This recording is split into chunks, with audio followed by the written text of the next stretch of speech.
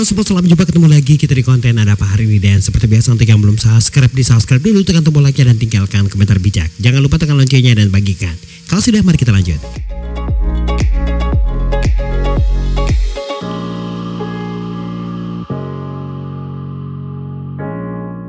Baik teman-teman netizen yang luar biasa, assalamualaikum warahmatullahi wabarakatuh. Salam sejahtera untuk kalian semua dan semoga saja limpahan keberkahan dan keberuntungan terus diberikan Tuhan Yang Maha Kuasa, pemilik langit, bumi dan seluruhnya. Nah, seperti biasa saya Rudi Hartono, Spiderman Pare-Pare kembali akan mengajak kalian melihat peristiwa hari ini di Ada Apa Hari Ini.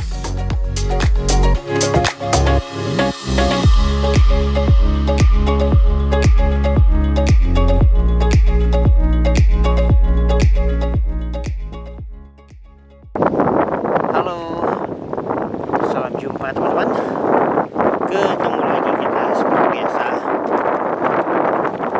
Ini kita di Pantai Cempai sore Pare-Pare untuk mengumpulkan sampah dari Pantai Cempai sore yang ini. Hari ini seperti biasa kita ngumpulin satu kantung ya. Cuacanya lagi lumayan apa? Lumayan panas. Ya kita memilih jam-jam segini karena kemarin kalau kesorean itu kita nggak bisa merapat ke pantai sih ya. Kenapa? Karena lautnya pasang, susah ngambil sampahnya.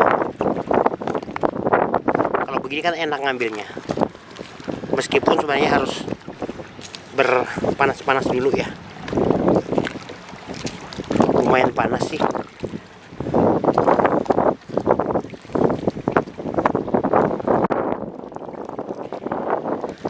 Sampah di sekitar sini memang lumayan juga sih. Ini yang terlihat ya, terlihat seperti ini. Yang di bawah laut ini, di bawah air, itu lumayan juga sampah.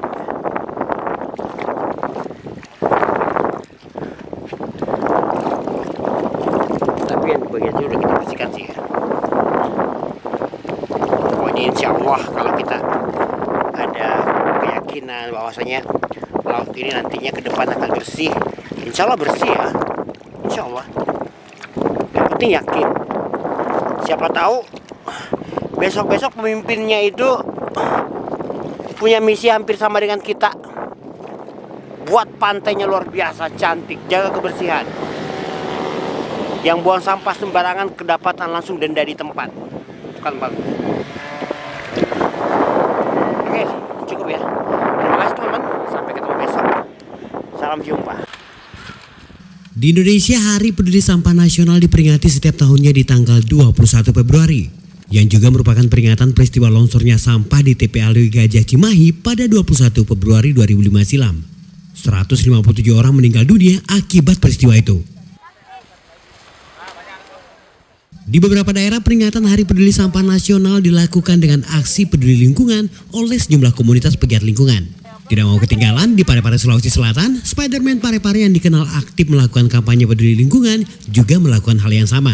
Bersama sejumlah warga pesisir Lumpue, pegiat lingkungan dengan kostum superhero ini membersihkan area pantai dari sampah kayu dan plastik. Beberapa tahun terakhir ini, sejak kemunculan Spiderman yang viral membersihkan sampah di Pantai Pare-Pare tahun 2020 lalu, kini bermunculan sejumlah komunitas dan pegiat lingkungan yang juga viral di media sosial. Seperti Pandawara Bandung, Jawa Barat, Spiderman Peduli dari Pinrang dan Entrekang, Ultraman Peduli Sampah di Bali, dan yang paling anyar Kesatria Batam dari Kepulauan Riau.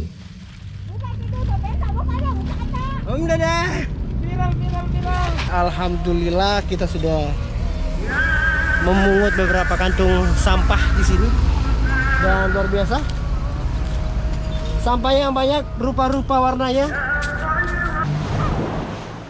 Spiderman Pare-Pare sendiri memang melakukan kampanye lingkungan dengan cara yang berbeda, yaitu mengumpulkan satu kantung sampah setiap hari yang saat ini sudah dilakukannya selama 3 tahun lebih. Agar tetap menarik perhatian warga, Spiderman Pare-Pare menggunakan kostum yang berbeda-beda. Ia bahkan menyisihkan tabungannya untuk membeli sejumlah kostum Spiderman. Dan sekarang Spiderman Pare-Pare ini sudah memiliki 7 kostum dengan motif berbeda untuk digunakan melakukan kampanye lingkungan di wilayah Sulawesi Selatan.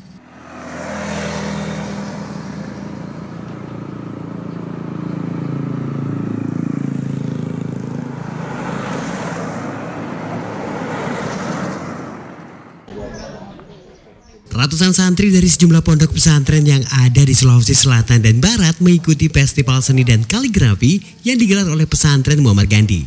Tepatnya di Jalan Trans Sulawesi, Puncak Mario, Kecamatan Kulo, Kabupaten Sidrap, Sulawesi Selatan. Uniknya dalam pameran ini sejumlah karya seniman kaligrafi dan santri-santri yang dipamerkan banyak yang dibeli oleh pengunjung pameran. Harganya mulai dari 2 hingga 10 juta rupiah. Pengunjung sendiri terlihat takjub dengan hasil karya santri dan seniman kaligrafi yang dipamerkan dalam kegiatan ini. Pasalnya beberapa karya yang dipamerkan adalah karya dari Teguh Prasetyo, pria asal Sekincau, Lampung Barat, Provinsi Lampung, yang mengharumkan nama Indonesia dengan menjadi juara 1 lomba seni kaligrafi internasional di Turki pada tahun 2022 lalu. Baik, saat ini saya berada di Kabupaten Sidendren Rapang, di mana ada ratusan santri yang belajar menggambar dan kemudian menggelar lomba kaligrafi. Sebenarnya banyak banget sih kegiatan yang dilakukan dalam Festival Kreasi Muammar Gandhi ini, dan salah satunya nanti adalah pameran hasil karya mereka berupa kaligrafi. Nah, ini yang paling menarik. Dan ini berlangsung dari tanggal 20 sampai 24 Februari. Selain menggelar pameran karya, santri peserta festival seni dan kaligrafi ini juga mendapat bimbingan dan trik dalam membuat kaligrafi yang indah. Teguh Prasetyo juga membimbing langsung sejumlah peserta. Kegiatan ini akan berlangsung dari tanggal 20 hingga 24 Februari mendatang. Lomba bernuansa keagamaan juga akan digelar hingga hari penutupan nantinya.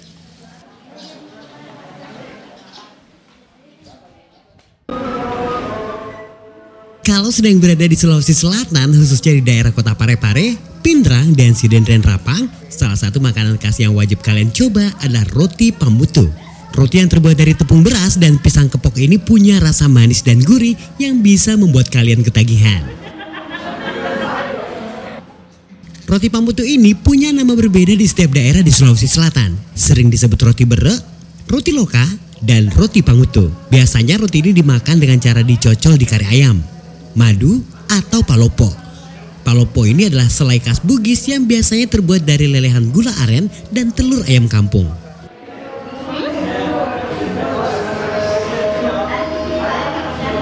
Baik, ini namanya roti pamutu. Roti pamutu atau roti beras ya. Kalau di berbagai daerah sih nama-namanya agak beda. Contoh misalnya di Parepare disebut roti bere atau roti beras, dan kemudian di masyarakat Sidrap menyebutnya roti pamutu. Dulu ini dipakai para petani ketika menunda rasa lapar. Makanya mereka bawa ini ke kebun, ke sawah sambil menunggu makan siang.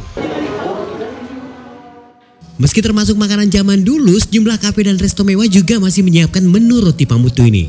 Biasanya jadi menu sarapan pagi dan jadi pasangan tepat untuk secangkir kopi ataupun teh. Harga roti pamutu ini sendiri memang tergolong murah. Cukup Rp5.000 saja sudah bisa mendapatkan 2 keping roti pamutu ini. Jika dimakan saat sarapan, dijamin tidak akan merasa lapar sampai sore hari.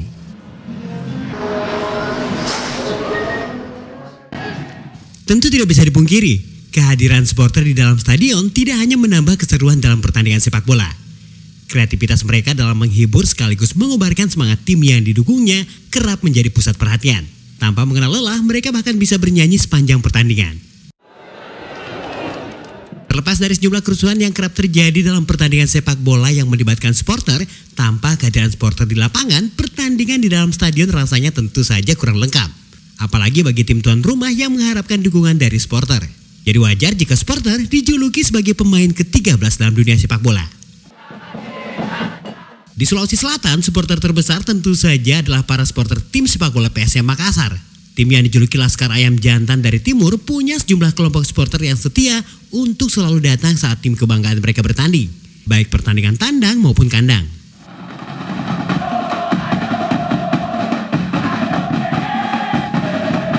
Tentunya kami dari supporter tentu sangat berharap untuk kompetisi kali ini PSM bisa memberikan terbaik, bisa meraih juara. Itu harapan kami dari semua masyarakat pencinta PSM, bukan cuma Makassar, bukan cuma kami, semua masyarakat Sulawesi Selatan yang mencintai PSM. PSM Makassar sendiri memang dikenal sebagai salah satu tim legendaris di tanah air. Berdiri sejak 2 November 1915, kelompok supporter yang dimiliki diantaranya adalah The Maxmen, Red Gang, Laskar Ayam Jantan, Ramang Mania, Punggawa Eja, dan banyak lagi yang lainnya.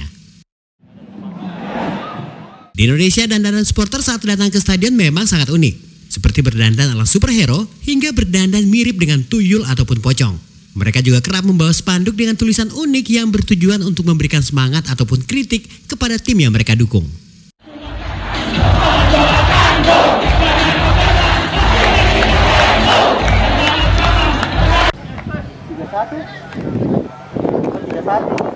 Berarti nanti 24.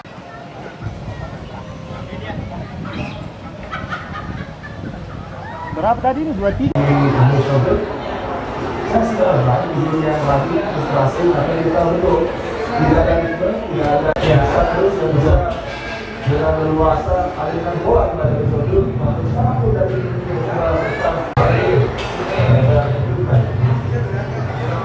kawas 10 menit tersisa kalau ya ini menjadi situasi yang sangat luar biasa di pasca Garuda selama 10 kali terakhir juga Jason Alvay apresiasi bagi para pemain darah putih yang bisa menjalankan tugasnya dengan baik dengan komando dari sang ahli strategi Sinteyong Aziz Behic bola menjadi dari besar lurus setelah dari Italia dan ini ada tarikan terhadap gerakan Martin Boyle dan terus bergerak tidak hanya ada di sisi kanan dan kemudian kita lihat Panjena juga cukup sulit ya memang Boyle karena ini tidak membuat perbaikan kita Indonesia dan dalam membangun serangan. Itu dari Mesir